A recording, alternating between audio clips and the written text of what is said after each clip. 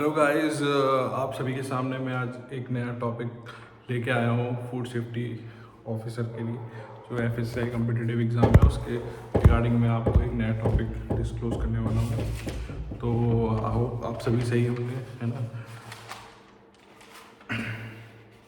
आज का जो टॉपिक है वो है बीआईएस के बारे में, यानी कि bureau of Indian standards. Bureau of Indian standards के बारे में मैंने आपको पढ़ाया था कल। तो इसमें जितने भी एलिमेंट्स थे वो सब मैंने आपको डिस्कस कर दिए। क्या क्या होता है इसमें, फॉर्मुलेशन होता है, प्रमोट करा जाता है उसके एक्सपोर्ट और इंपोर्ट को, बाकी सारे उसकी कैटेगरीज वगैरह को सब हम अलग अलग इंश्योर करते हैं सेफ्टी प्रोडक्ट्स के लिए। फिर इसको क्वालिटी को मेंटेन करके रखते हैं, फिर उसका सर्टिफिकेशन बनाया जाता है। यहाँ पे अब आता है EIC। EIC का मतलब हो गया export inspection council of India, ठीक है। EIC export inspection council of India, ठीक है।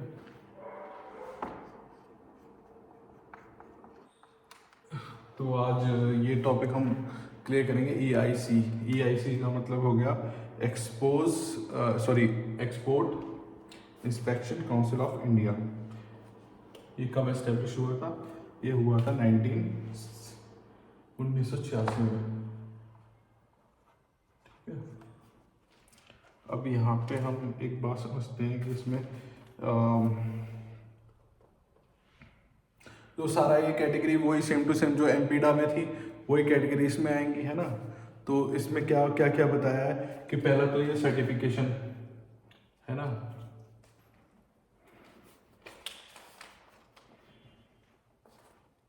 फर्स्ट इंपॉर्टेंट पॉइंट है सर्टिफिकेशन।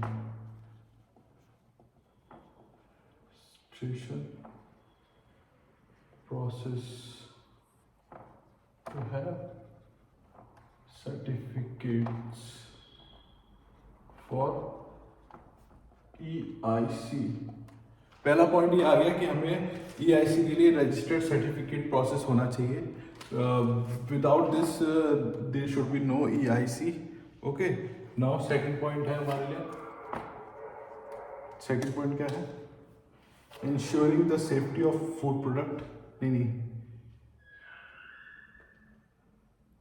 इसमें आएगा notify for pre shipment control and inspection. क्या आएगा सेकंड पॉइंट? सेकंड पॉइंट आएगा तो यहाँ पे नोटिफाई करा जाएगा कि प्री शिपमेंट है या फिर उसको किस तरह से नियंत्रित किया जा रहा है, और उसको फिर बाद में इंस्पेक्ट किया जाएगा, ठीक है। अब यहाँ पे थर्ड पॉइंट आता है।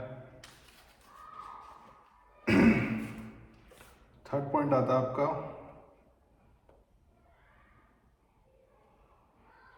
हाँ, यानी कि जब ये प्रोसेस हो रही होगी पूरी EIC की, तो वहाँ पे ये भी इंश्योर करा जाएगा कि उस प्रोडक्ट की, यानी कि उस जो फूड प्रोडक्ट है, मेन फूड प्रोडक्ट है, इनके फिशेस वगैरह की, उनकी हेल्थ को चेकअप करा जाएगा कि उसमें किस प्रकार से वो हेल्दी है या फिर उसमें कोई डिजीज़ तो नहीं है ना। तो क्या करा जाएगा यहाँ पे? इशू सर्टिफिकेट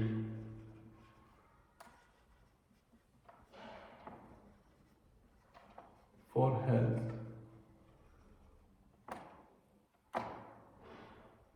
किसके लिए? हेल्थ के लिए, मतलब कि वो कोई हार्मफुल उसमें फैक्टर्स तो नहीं है,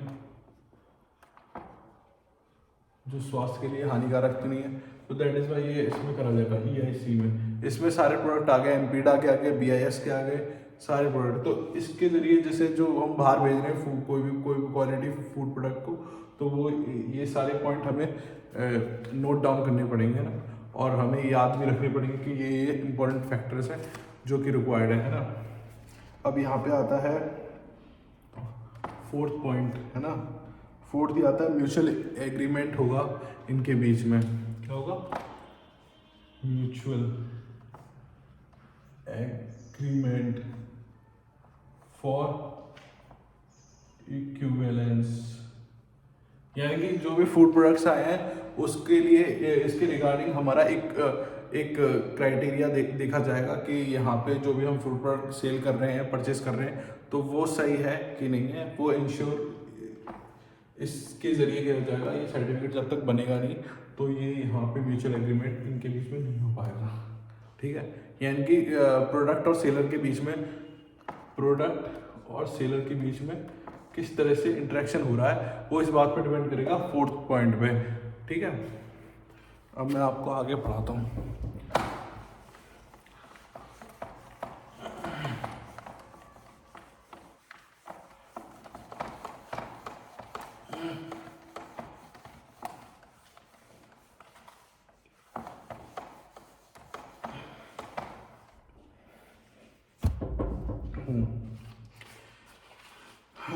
तो 4th पॉइंट ये है कि एगमार्क एग्रीकल्चरल मार्केटिंग क्या है। एगमार्क एग्रीकल्चरल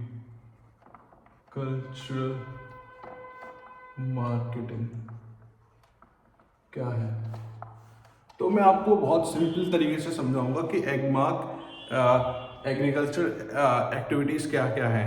तो इसमें क्या होता है कि जो फूड प्रोडक्ट्स होते हैं, जो फोर्टिफाइड फूड्स होते हैं, यानी कि कौन कौन से फूड्स फोर्टिफाइड होते हैं, जिसमें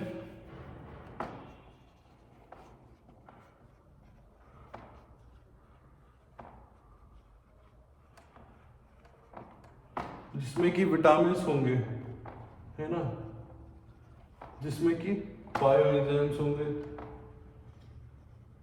और एंटीऑक्सीडेंट्स हो सकते हैं, ठीक है, और प्रोबायोटिक्स हो सकते हैं, ठीक है। तो ये सब में एगमार्क की ज़रूरत पड़ती है कि इसकी एश्योरिटी के लिए एगमार्क यूज़ करा जाता है कि इन सबों में फोर्टिफाइड है या फिर फूड प्रोडक्ट्स कौन कौन से फूड कैटेगरीज में आ रहे हैं। तो इसके लिए एक मार्क होता है, that is called as a Agmark, है ना। अब एग्रीकल्चर मार्केटिंग में ये आ जाता है ये सब, जिसमें आपकी पोल्ट्री फार्मिंग हो गई, है ना, या फिर गोट फार्मिंग हो गई, अलग अलग पिग फार्मिंग हो गई, है ना, शीप हो गई, या फिर काव एंड बुफेलो वगैरह, इन सब में आ गया। ये सारी कैटेगरी आ जाएंगी इसमें, ठीक है, एग्रीकल्चर कैटेगरीज में। अब क्रॉप फील्ड्स का लग जाएगा, जो प्लांटेशन से करें क्रॉप फील्ड्स में आ जाएंगी, है ना। तो ये बात की इंश्योरिटी रखी जाती है कि direct it is approved by directorate of marketing. कौन अप्रूव करता है इसे? डायरेक्टोरेट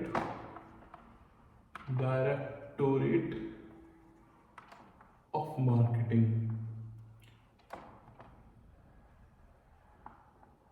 यानी कि ये एमडी के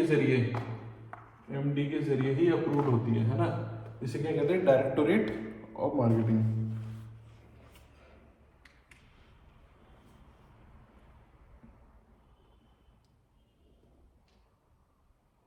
एमआई का मतलब हो गया क्या? Marketing and inspection, marketing and inspection, ठीक है। ये मार्केटिंग और इंस्पेक्शन जो इस कैटेगरी में जितने फूड प्रोडक्ट्स आएंगे वो सब मार्केटिंग और फूड प्रोडक्ट्स में इंस्पेक्ट कर सकते हैं, तो वो सब इस कैटेगरी में आ जाएंगे, मार्केटिंग एंड इंस्पेक्शन में। अब यहाँ पे पॉइंट्स आते हैं कि क्या क्या पॉइंट होते हैं इसके, वो आपको पॉइंट इंश्योर बताऊंगा कि क्या क्या पॉइंट्स हैं। पहला पॉइंट ये है कि system of post harvest grading of agriculture produce, यानी कि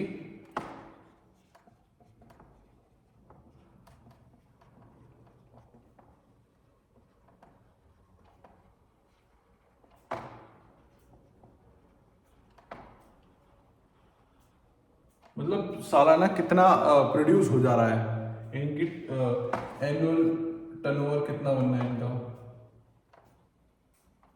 तो वो किस कैटेगरी में आ जाएगा? पोस्ट हार्वेस्ट में आ जाएगा। यानी कि अभी क्रॉप ग्रो करी गई है, फिर बाद में उस क्रॉप को काटा जाता है ना, फसलें काटी जाती है, फसलें काटने के बाद फिर उसका जो टर्नओवर निकलता है, इन कितना वो सेल हुआ है, कितना वो मतलब डिस्ट्रीब्यूटर ने सेलिंग किया, फिर वो आगे प्रोसेस हुआ किसानों के जरिए, है ना। तो वो कितना सेल हुआ है, कितना कंज्यूम करा गया है ना। मतलब टोटल अमाउंट जो भी उसका जीडीपी मिलेगा उसको कैलकुलेट करके हम यहाँ पे पता करेंगे कि पोस्ट हार्वेस्ट में कितना एग्रीकल्चर प्रोड्यूस जो फूड प्रोडक्ट्स है वो बताएगा, है ना। अब यहाँ पे आएगा कि post product quality certification. Second point आएगा प्रोडक्ट क्वालिटी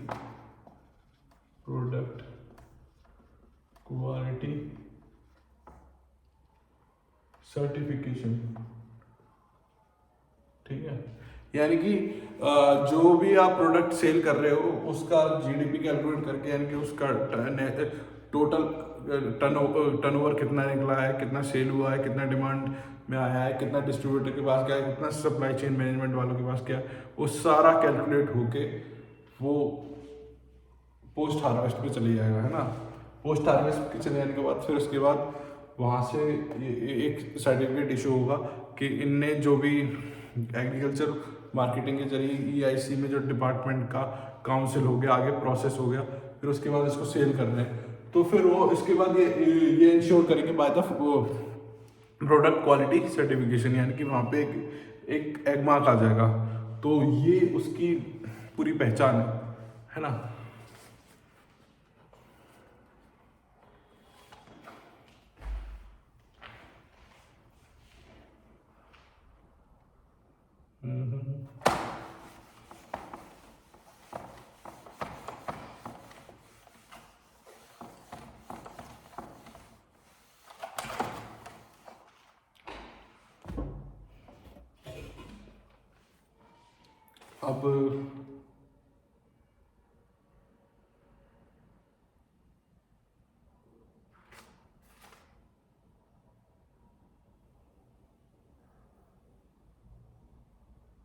अब यहाँ पे एक पॉइंट और आएगा, फोर्थ पॉइंट,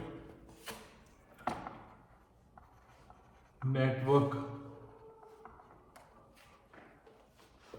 मतलब अब ये तो दो नेटवर्क्स आएंगे ना, इसमें दो नेटवर्क आएंगे। क्या आएगा, पहला तो ये आएगा कि सेलर के पास गया, है ना, फिर यहाँ से डिमांड आई सेलर के पास से, है ना। तो इनके बीच में जो कमांड बनती है वो कौन कंट्रोल करेगा, वो करेगा प्रोडक्ट क्वालिटी मैनेजर, है ना। ये कंट्रोल करेंगे इसको, है ना। तो ये यहाँ पे क्या होगा, इससे पहले इन सब से जाने के लिए यहाँ पे ये लैब में जाएंगे, कोई भी गवर्नमेंट रिकॉग्नाइज लैब होगी उनके अंदर जाएंगे, वहाँ पे चेक होंगे। वो मैंने एनएबीएल का बता दिया था, वहाँ पे ये टेस्टेड होंगे। तो ये हर एक सिटीज़ में मतलब प्राइवेट लैब्स होती है, वहाँ पे भी टेस्ट करी जाती है। फिर इस प्रोडक्ट की क्वालिटी इंश्योर्ड हो जाएगी कि सेफ है कि नहीं कंज्यूम करने के लिए। फिर ये उसके बाद इसके लिए सर्टिफिकेट इशू हो जाएगा। क्या हो जाएगा, सर्टिफिकेट इशू। ये प्रोसेस है टोटल, ठीक। अब फिफ्थ पॉइंट आ गया, अब ये जाएगा असिस्ट करेगा मार्केटिंग, फेयर ट्रेड प्रैक्टिसेस। यानी कि ये क्या करेगा, जो मार्केट में जो फूड प्रोडक्ट्स आ गए हैं उन फूड प्रोडक्ट की प्रैक्टिसेस की वो क्या करेगा, जांच करेगा कि फूड क्वालिटी सही है कि नहीं है, उसको आगे सेल कर सकते हैं नहीं कर सकते, तो उसको करेगा ना। अब यहाँ पे आगे एफपीओ, ये क्या होता है, इसका मतलब है फूड प्रोडक्ट ऑर्डर। ये कब हुआ था, 1955 में हुआ था ये, ठीक है।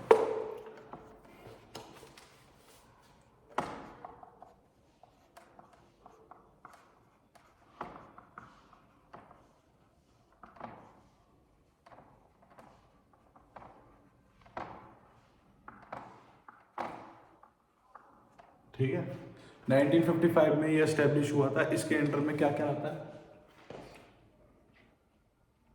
वही सारे पॉइंट्स आते हैं। सर्टिफिकेट इशू होगा, है ना, फिर इसमें एक HACCP वाला मैं पॉइंट्स लिख दे रहा हूँ, आपको क्लियर समझ में आ जाएगा। पहला, दूसरा, तीसरा, चौथा, पांचवा। पहला तो क्या होगा, इश्यू ऑफ सर्टिफिकेट, ठीक है, इन प्रमोट, ठीक है। दूसरा पॉइंट इसको मॉनिटर किया जाएगा, मॉनिटर इन लेबोरेटरी, लैब्स वगैरह में। तीसरा पॉइंट आपका ये आएगा कि ये जो सेल के लिए मतलब कितना इसका टर्नओवर बनना है ना, तो वो क्या करेगा, financial assistance for the food product quality के लिए, ठीक है। अब प्रमोशन, हाँ ये पॉइंट बहुत इंपॉर्टेंट है, प्रमोशन फॉर HACCP, ये बता दिया मैंने आपको क्या है, hazard analysis critical control point, ठीक है। इसको भी टेस्ट करा जाएगा, है ना। फिर देन आ जाएगा, ये मिल जाएगा फिर प्रमोशन फॉर R&D, ठीक है।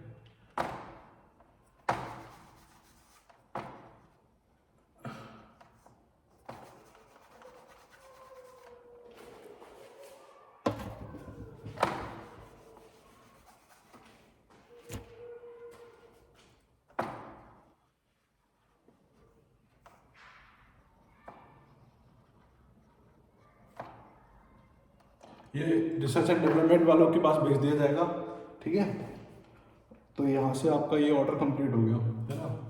अब इसके बाद आता है नेक्स्ट ऑर्डर।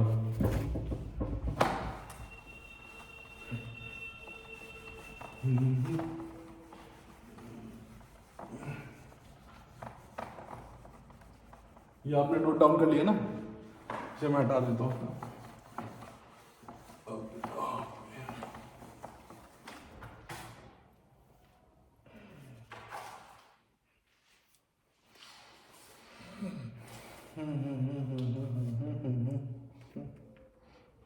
अब आता है MFPO।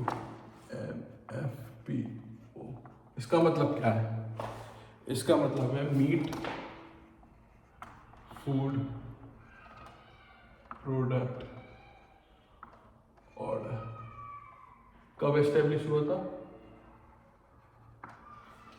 ये भी मेरे ख्याल से 1958 के आसपास इस्टेब्लिश हुआ था, नहीं 1972 में इस्टेब्लिश हुआ था। ये कब हुआ था, 1972। इसको काफ़ी टाइम लगा, बहुत सारे लोगों को पता ही नहीं ये लॉ कब इस्टेब्लिश हुआ था। मोस्टली हमें ये तारीखें बहुत इंपॉर्टेंट याद करनी पड़ती हैं, और आप इसे याद रिकॉल करके रखो तो आपके एग्जाम में कभी भी ये पॉइंट आएगा तो आप भूलोगे नहीं। 1972 में क्या हुआ था, मीट फूड प्रोडक्ट ऑर्डर, ठीक है। अब इसमें क्या आता है, इसमें सारे मेथड थोड़े अलग हो जाएंगे। जो पहले फूड प्रोडक्ट ऑर्डर से first, second, third, fourth, fifth, 5 point बनेंगे इनके। और पहला तो क्या है, establish the safety and standard for meet products. Establish safety and standards for MFPO, ठीक है। अब इसके बाद सेकंड पॉइंट क्या आएगा, सेकंड पॉइंट में आएगा कि ensuring the minimum hygienic practice in meat industry. इसका बहुत लोग ध्यान ही नहीं रखते। Ensuring of proper hygienic in meat MFPO, ठीक है। इसमें ये रोल बहुत इंपॉर्टेंट प्ले करता है, क्योंकि मीट प्रोडक्ट है तो वो जल्दी ख़राब हो सकता है ना। तो इसका हाइजीनिक मेंटेनेंस का बहुत ज़रूरी है कि वो आप किसी कस्टमर को दे रहे हो फूड प्रोडक्ट तो वो सही और साफ होना चाहिए, हाइजीनिक होना चाहिए, उसको पैक्ड होना चाहिए, प्रॉपर होना चाहिए, ठीक है। अब इसके बाद आता है तीसरा point, continuous monitoring of GMP, ठीक है, continuing the process of GMP good manufacturing practices. इसको भी बहुत इंश्योर करके रखना है कि यहाँ पे प्रॉपर GMP हो, यानी कि गुड मैन्युफैक्चरिंग प्रैक्टिस हो, है ना।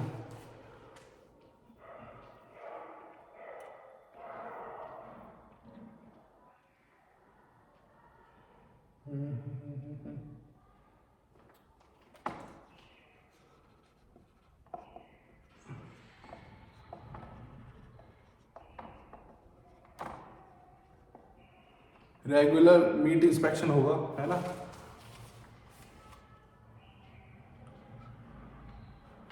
अब यहाँ पे ये इम्पोर्टेंट पार्ट है, सेफ हैंडलिंग स्लॉटरिंग, यानी कि storage and transpose of meat product, ठीक है, यानी कि सेफ हैंडलिंग होनी चाहिए। और जो स्लॉटरिंग प्रोसेस है वो साइंटिफिक मेथड के जरिए ही स्लॉटर्ड होना चाहिए। और इस बात का ध्यान रखना चाहिए कि वो प्रॉपर हैंडलिंग हो, स्टोरेज हो और फिर ट्रांसपोर्ट हो जाए। और वो मीट प्रोडक्ट्स को कैसे हम स्टोर कर रखते हैं वो भी मेथड उनका प्रॉपर होना चाहिए हाइजीन। ठीक है, ये आपका कंप्लीट हो गया MFVO।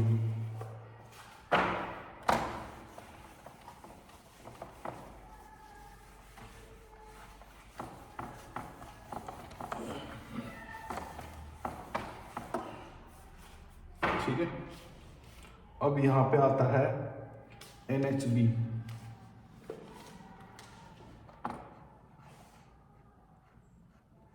NHB क्या है? National horticulture board. National horticulture board, ठीक है, NHB। ये कब एस्टेब्लिश हुआ था?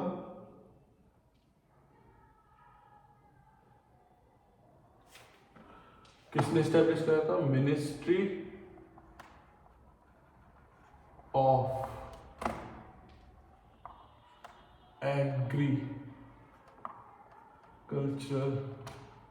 And farmers welfare 1986। ठीक है, कब एस्टेब्लिश हुआ था? 1986 में एस्टेब्लिश हुआ था। इसमें क्या था? Ministry of agriculture and farmers welfare के लिए हुआ था ये।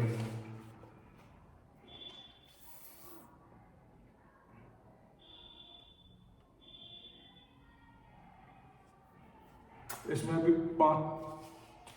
6 पॉइंट आएंगे इसमें आपके, first, second, third, fourth, fifth, sixth. ठीक है, पहला तो वही आएगा आपका इश्योरेंस, यानी कि प्रमोट करा जाएगा, प्रमोट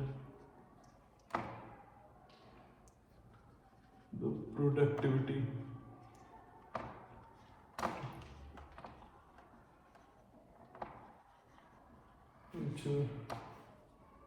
प्रैक्टिस।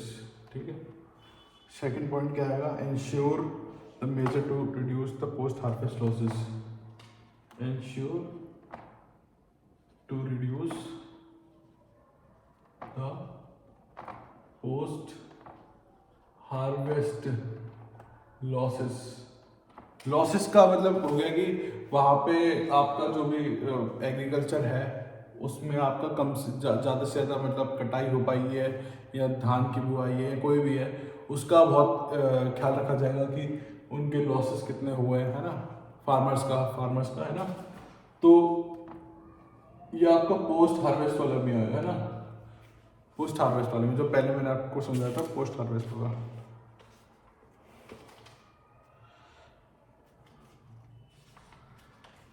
अब यहाँ पे आएगा प्रोसेस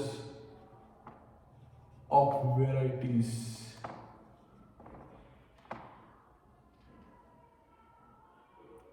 प्रोडक्शन यानी कि किस टाइप की वेराइटीज ऑफ क्रॉप है, रबी है, खरीफ है, उसमें क्या क्या है, लेग्यूम्स है ना, और कौन कौन से उसमें आ रही हैं, सोलेना में है या फिर अलग अलग वेराइटी है, जैसे पटेटो की होगी या फिर अदर वेजिटेबल्स हो गए, है ना, वो अलग अलग कैटेगरीज में आती हैं ना।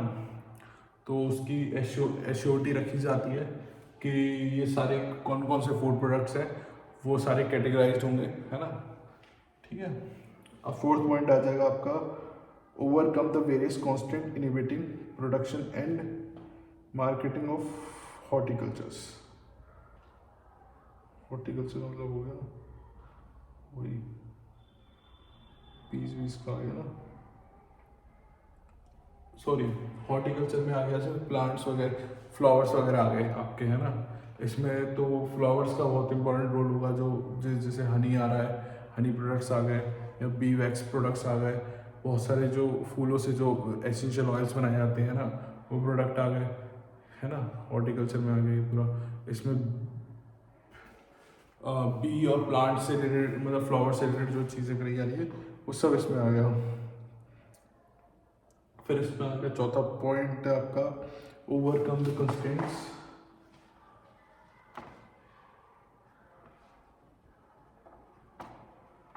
inhibiting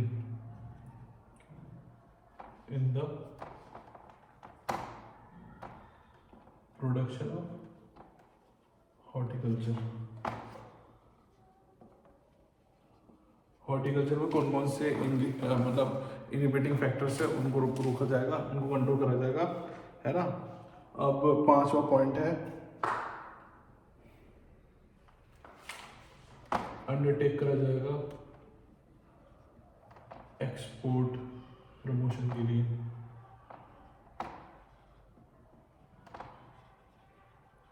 मतलब अंडरटेक कर दिया जाएगा जो भी हॉर्टिकल्चर में प्रोडक्ट्स आ रहे हैं उन सबको अंडरटेक करेगा, फिर उसके एफर्ट्स को आगे भेज के उसको सप्लाई करा जाएगा कि ताकि यहाँ से जो भी प्रोडक्ट्स आ रहे हैं वो सही के सही हैं कि नहीं है ना, मतलब हॉर्टिकल्चर के development of high tech commercial horticultures. छठा पॉइंट है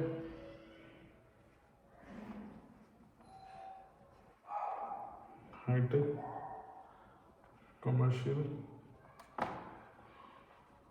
horticulture.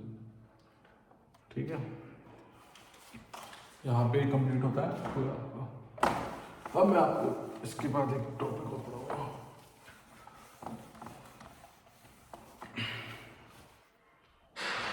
Spices and board.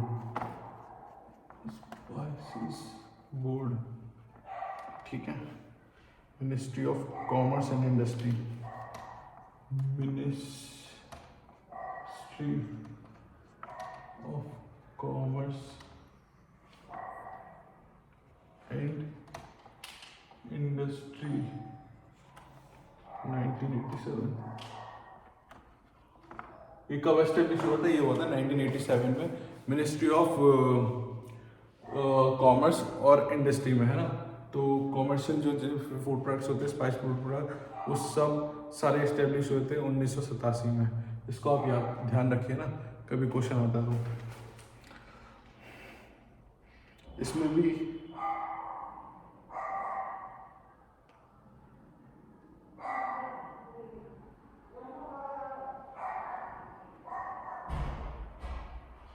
Seven points है इसमें।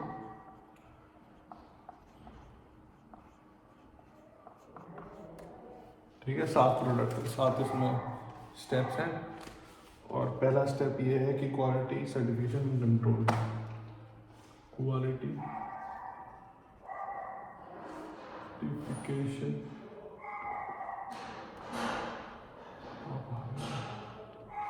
to promote the productivity of this product. Promote the productivity. हाँ, spices new product development, new product development,